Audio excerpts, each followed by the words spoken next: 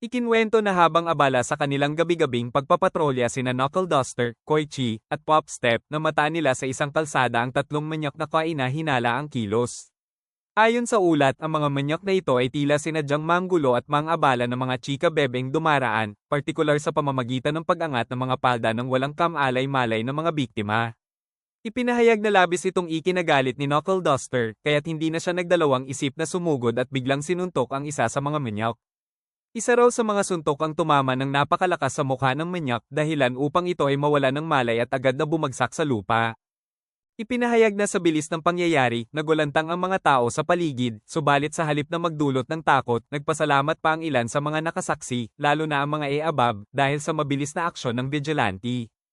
Napansin di umano ni Koichi na parang may iniisip si Knuckle Duster, lalo na nang banggitin nito ang tungkol sa isang kontrabidang tinawag na B-Tamer na agad ikinabahala ni Koichi.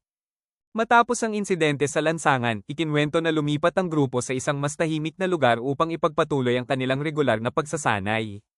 Ayon sa mga ulat, bagamat kapapasok pa lamang nila mula sa komprontasyon kanina, hindi pa rin nag-atubili si Knuckle Duster na ipagpatuloy ang mahigpit at disiplinadong training session ni Koichi. Sinabi raw niya na ang tunay na laban ay hindi natatapos sa isang sagupaan lang, kaya kailangang palaging handa ang katawan at isipan. Ipinahayag na habang nagsasagawa sila ng sparring session, agad na naging kapansin-pansin kung gaano kalupit at matindi ang estilo ng pagtuturo ni Knuckle Duster. Ikinwento na halos walang pagkakataong makaganti si Koichi sa labanan, sunod-sunod ang tinanggap niyang suntok na karamihan ay direkta sa katawan, at minsan pa nga'y napaluhod siya sa sobrang pagod at sakit. Hindi pinapairal ni Knuckle Duster ang kahit kaunting awa, sapagkat naniniwala raw siyang ang tunay na lakas ay nahuhubog sa hirap. Ayon sa obserbasyon ni Pop Step, tila sobra na ang ginagawa ni Knuckle Duster at baka hindi na yon training kundi pagmamalupit na. Ikinwento niyang nag-alala siya para kay Koichi, lalo't halatang bagbog na ito at hirap ng makagalaw. Gayunpaman, inamin rin daw ni Pop Step na may punto ang sinasabi ni Knuckle Duster, kailangan ni Koichi na matutong lumaban ng seryoso, lalo na kung haharapin nila ang mga kontrabidang unti-unting nagiging mas malupit at mapanganib. Samantala, sa isang tagpong hindi kalayuan, nakita si Kuin na nakipagkita sa kanyang supplier ng trigger. Ayon sa supplier, hindi raw dapat basta-basta pinapainom ng gamot ang kung sino-sino lang, kundi yung may malakas ang loob at kagustuhan na lumaban, para makakuha ng mas kapaki-pakinabang na datos. Sa isang tagpong naganap sa isang madilim at liblib na eskinita, agad siyang naghanap ng bagong target para sa susunod na eksperimento. Ayon sa ulat, pinili niya ang isang lalaking mukhang tuliro at walang malinaw na direksyon sa buhay, isang taong pag-alagala, marumi ang suot, at tila wala ng pag-asa. Itinuring raw ni Kui na perpektong kandidato ang ganitong uri ng individual sapagkat madali itong manipulahin at hindi mapapansin ng lipunan kung sakaling may mangyari. 3 beses niyang tinurukan ng lalaki ng trigger, isang bagay na bihira at lubhang mapanganib. Matapos ang ilang segundo, ipinahayag na biglang lumaki ang braso ng lalaki sa hindi natural na sukat at ang balat nito ay naging kulay ube at tila kumikirot mula sa loob.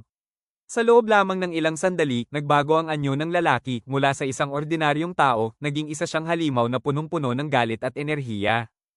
Habang patuloy ang kaguluhan sa gitna ng lungsod, ikinwento na agad na kumilos sina Koichi at Pop Step upang tumulong sa mga sibilyang nadadamay sa pananalasa ng trigger-enhanced na halimaw. Ayon sa mga saksi, hindi nag-atubili ang dalawa sa paglapit sa pinangyarihan ng gulo, kahit pa napakadelikado ng sitwasyon. Habang si Koichi ay ginagamit ang kanyang slide at glide quirk upang makagalaw ng mabilis sa paligid, si Pop Step naman ay tumatalon mula sa isang mataas na lugar patungo sa isa pa upang gabayan at ay alerto ang mga tao sa paligid. Bigla raw dumating si Knuckle Duster, na tulad ng dati ay walang bakas ng takot o pag-aalinlangan sa kanyang mukha. Ayon sa kwento, tumabi siya kay Koichi at mahigpit na sinabi na siya na ang bahala sa halimaw. Inalala ni Koichi na sinubukan niya raw payuhan si Knuckle Duster na lumaban mula sa distansya, lalo na't hindi nila tiyak ang buong lakas ng kalaban. Ngunit ipinaabot na hindi nakinig si Knuckle Duster, imbes ay tumuloy siya sa close combat.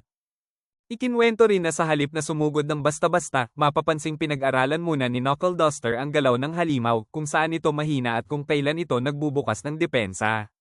Sinabing tumama siya ng isang malakas at eksaktong suntok sa mukha ng halimaw. Dahil dito, napatigil ang halimaw sa kanyang pagkilos at tuluyang bumagsak at nawalan ng malay. Ikinwento na labis daw na inis si Kuin sa biglaang panghihimasok ng mga vigilante sa kanilang plano. Ayon sa ulat, hindi niya inaasahang may hahadlang sa eksperimentong isinagawa niya gamit ang trigger. Isinalaysay na si Tensai Iida na mas kilala bilang pro hero na si Ingenium ay nagsagawa ng high-speed pursuit laban sa isang mabilis at evasive na villain na tinatawag na Bat.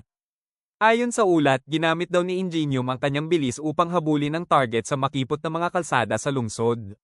Subalit habang nakatutok siya sa pagtugis, inilarawan na bigla siyang tinamaan ng isang side attack mula sa di inaasahang anggulo. Ipinahayag na sa kabila ng matinding tama, hindi siya napuruhan dahil sa pagkakaroon ng protective airbag system sa kanyang costume. Dahil dito, naiwasan ng seryosong pinsala at agad siyang nakabangon upang ituloy ang laban. Ipinakita raw dito ang kahusayan ni Ingenium hindi lamang sa bilis kundi sa kahandaan sa panganib. Kinabukasan, isinalaysay na nadaanan ni Ingenium si Koichi na abala sa kanyang sariling pagsasanay sa isang bakanteng lugar sa labas. Napansin daw niya kung paano ginagamit ni Koichi ang kanyang slide at glide quirk at napabilib siya sa potensyal nito lalo na sa bilis at liksi ng galaw. Bagamat medyo hilaw pa ang kontrol, nakita raw ni Ingenium ang posibilidad na ito ay maasa pa. Dahil dito, sinabi raw ni Ingenium na inalok niya si Koichi ng ilang personal na payo at teknik, partikular sa kung paano magpreno at huminto ng ligtas kahit nasa full speed. Ipinaliwanag daw niya na sa mundo ng mga bayani, hindi sapat ang bilis, ang tunay na susi ay ang kontrol. Ayon sa kanya, ang bilis ay hindi lang simpleng lakas, kundi simbolo ng pag-asa. Dagdag pa niya, ang kakayahang makarating agad sa nangangailangan ay isang uri ng heroism na tahimik ngunit makapangyarihan. Ikinwento na sa isa pang pagtatangka, muling hinarap ni Ingenium ang Bat villain, ngayong mas handa na siya. Inilatag daw niya ang ilang barikada sa lansangan upang may corner ang kalaban at mapigil ang mabilis nitong pagtakas. Ngunit ayon sa ulat, nakalipad muli ang villain gamit ang kanyang pakpak at nagtangkang makatakas sa pamamagitan ng paglipad sa pagitan ng mga gusali. Subalit laking gulat daw nito nang matagpuan si Koichi na naroroon na, nakaabang sa kanyang daraanan. Isinalaysay na ginamit ni Koichi ang kanyang slide at glide quirk upang sabatin ang villain, dahilan upang mabuwal ito at mawalan ng momentum sa pagtakbo. At bago pa ito muling makabangon, sinabi na bigla raw lumitaw si Knuckle Duster mula sa lilim, at sa isang malakas, tiyak, at mabilis na suntok ay tinapos ang laban. Ipinahayag na ang tagpong ito ay isang malinaw na halimbawa ng mahusay na koordinasyon ng tatlo bilang vigilante team, hindi opisyal ng mga bayani, ngunit epektibo sa aksyon. Sinabi na dahil sa tapang at galing ni Koichi, inalok siya ni Ingenium ng posibleng trabaho sa kanyang agency sa hinaharap. Pero kalaunan ay binawi rin daw ito ni Ingenium dahil napansin niya na si Koichi ay tila mayroon ng sariling landas bilang isang vigilante. Sa huling eksena, ikinwento na lumapit si Ingenium kay Koichi upang personal na magpasalamat sa tulong na ibinigay nito sa kanilang naging operasyon. Ipinahayag daw ni Ingenium na kinikilala niya ang naging ambag ni Koichi sa pagkakaaresto ng Bat villain, at dahil dito, pinayagan siyang panatilihing lihim ang kanyang pagkakakilanlan bilang vigilante, isang tanda ng tiwala at respeto mula sa isang pro-hero. Ikinwento na pagkatapos ng inuman, inimbitahan ni Koichi ang ilan sa kanyang mga kaklase sa kolehiyo na dumalaw sa kanyang tinutuluyang apartment. Pagdating nila sa gusali, napansin daw ng mga bisita na ang lugar ay mukhang pinaghalong horror house at lumang boarding house, kaya't unti-unti raw nawala ang kanilang sigla. Ayon sa mga nakasaksi, may isa raw sa mga e-abab ang agad na nagtangkang umalis dahil sa takot, ngunit hinawakan siya ni Koichi sa kamay at masiglang inalok na ituloy pa rin ang pagpasok, sabay sabing masaya naman sa loob. Sa halip, napasigaw raw sa kaba ang e-abab at dali-daling umalis, kasama ang iba pa niyang kasama. Pagbalik sa kasalukuyan, ikinwento na tinutulungan ni Pop si Koichi na ayusin ang paborito nitong All Might hoodie. Habang nagtatahi, tinanong at tinukso raw ni Pop si Koichi kung bakit hindi na lang siya bumili ng bago, lalo na't halatang luma at butas na ito. Sumagot daw si Koichi ng seryoso at sinabing mahalaga sa kanya ang hoodie dahil ito ay bahagi ng isang espesyal na koleksyon na matagal na niyang binuo. Ipinagtapat rin niya na ibinigay niya ang hoodie noon sa isang batang nalulunod na kanyang iniligtas, kaya't hindi siya nakarating sa hero exam at nawala ng pagkakataong maging lisensyadong pro-hero. Habang ikinukwento raw ito ni Koichi, naalala ni Pop ang parehong insidente. Dahil sa kulay rosas pa ang buhok niya sa flashback, napagtanto raw niya na siya pala ang batang iniligtas ni Koichi noon. Sa puntong iyon, desidido na raw siyang aminin ng totoo at ibalik ang hoodie bilang pasasalamat. Ngunit bago pa man siya makapagsalita, biglang dumating si Knuckle Duster at tuluyang naputol ang emosyonal na sandali sa pagitan nila. Sa isang flashback, ikinwento na tumatakbo si Koichi papunta sa kanyang entrance exam habang suot ang kanyang pinakamamahal na All Might hoodie. Habang nagmamadali sa daan, napansin daw niya ang kaguluhan sa isang tulay, isang batang babae ang nahulog at nalulunod sa ilog sa ibaba. Dahil dito, nagdesisyon raw si Koichi na talikuran ng kanyang exam at agad na tumalon sa tubig upang iligtas ang bata. Matapos niya itong mailigtas at masigurong ligtas na, ibinigay raw niya ang hoodie sa bata upang hindi ito ginawin, kahit pa ito ang pinaka-espesyal sa kanyang koleksyon. Ikinwento rin daw niya na kahit hindi siya nakarating sa entrance exam at tuluyang bumagsak sa pagkakataong maging lisensyadong hero, hindi niya ito pinagsisisihan. Umaasa raw siyang na-inspire ang batang iyon at naging mabuting tao balang araw na hindi niya alam ay si Pop pala mismo. Ipinakita raw sa susunod na tagpo na pinalaya ang dating kontrabida na may hardened quirk na minsan ang natalo ni Koichi at Knuckle Duster. Sa kanyang paglabas, sinalubong daw siya ni Kuin at inabutan ng isang mas malakas na bersyon ng trigger, isang ilegal na gamot na nagpapalakas ng quirk. Pagkatapos daw nitong inumin ang gamot, agad itong nagwala at muling sumugod sa syudad, naghasik ng gulo at pananabutahe. Sa gitna ng kaguluhan, sina Pop Step at Koichi raw ang unang rumesponde sa insidente. Habang sinusundan nila ang kontrabida, ikinwento na bigla raw nitong binanggit na kilala niya si Koichi bilang The Crawler. Sa kabila ng panganib, tila natuwa raw si Koichi sa pagkilalang iyon na para bang isang munting tagumpay bilang vigilante. Ikinwento na, sa gitna ng kaguluhan, sinubukan ni Koichi na harapin at pigilan ang kontrabida mag-isa. Ginamit daw niya ang kanyang bilis at liksi upang iwasan ang mga atake, dahilan kung bakit nahirapan ng kalaban na tamaan siya ng diretso. Sa una raw ay nagmumukhang lamang si Koichi, ngunit habang tumatagal, nakahanap ang kontrabida ng tiyempo. Nang malapit na tamaan ng isang malakas na suntok si Koichi, bigla raw dumating ang isang misteryosong vigilante na hindi kilala ng karamihan, si Stendol, isang lalaking may tindig na parang samurai at armado ng isang matalim na katana. Sa kanyang pagdating, nagbago ang ihip ng laban. Ikinwento na sa loob lamang ng ilang segundo, mabilis niyang nilapitan ang kontrabida at walang pag-aatubiling tinaga ito gamit ang kanyang espada.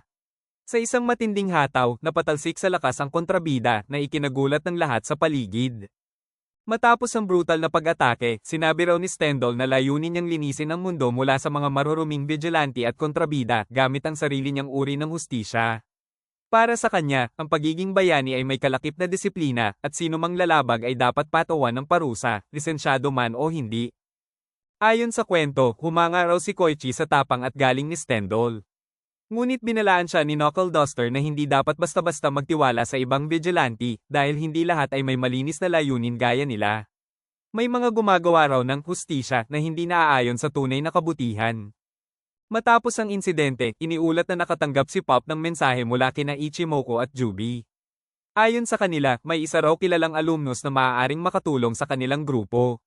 Pumayag naman sina Pop at Koichi na makipagkita at nagtungo sila sa isang maliit na kainan malapit sa istasyon gaya ng itinakdang lugar. Pagdating nila roon, ikinagulat nila nang matuklasang ang tinutukoy na kontak ay walang iba kundi si Soga, ang lalaking kilala sa bansag na Dogs and Murder Man na minsang nanakit at nagpakita ng dahas sa kanila noon. Isinalarawan ng tensyon sa tagpong iyon lalo na't agad siyang tinawag ni Pop ng diretsahan na Murder Man.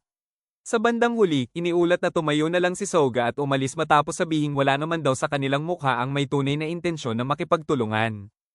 Bandang huli ng episode, iniulat na sinundan ni Stendol si Akira, ang dating kontrabidang binigyan ng trigger.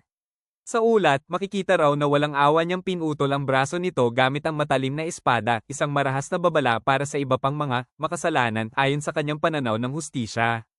Habang tinitingnan ang ginawa ni Stendol, napansin din na may dala siyang listahan ng mga target, mga taong sa tingin niya ay karapat-dapat pagdusahan.